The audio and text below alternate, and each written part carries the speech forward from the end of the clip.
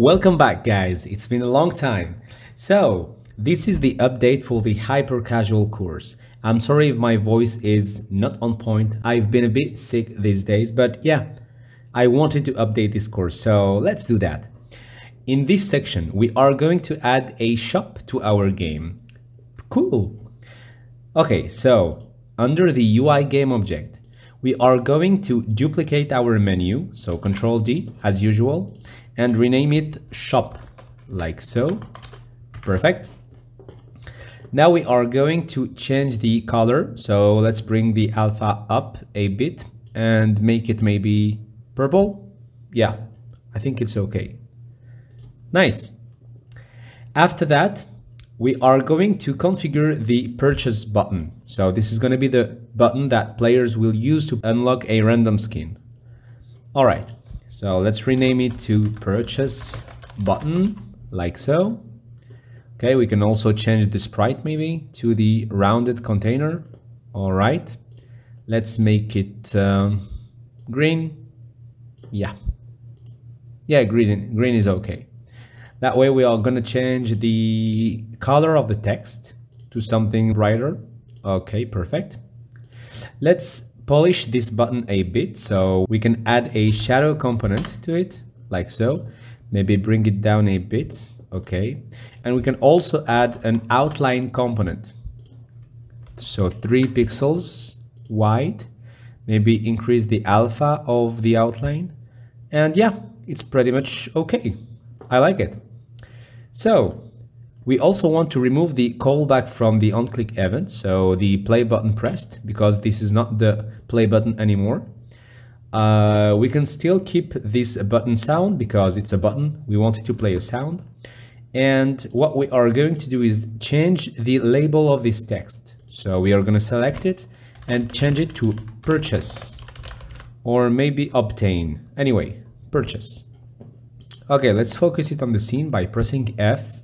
We can set the scene view to 2D, like so, and maybe resize it a bit, like so. Cool. We can duplicate this text, bring it down, and it's going to contain the amount of coins required to unlock a skin.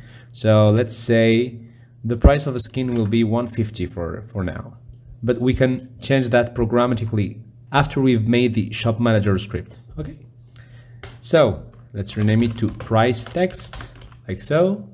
And we can also duplicate the coin image from the coin container, Control D, make it a child of the price text, like so, and maybe anchor it to the right of the text.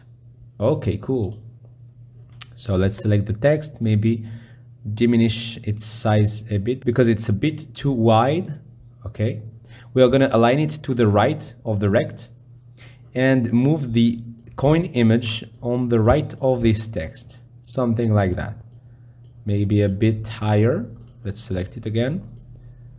Yep, something like that. Okay, cool. Let's polish the texts a bit so we can select them and add an outline, like so. Okay, increase the alpha. Yeah. Maybe like so, yeah, cool.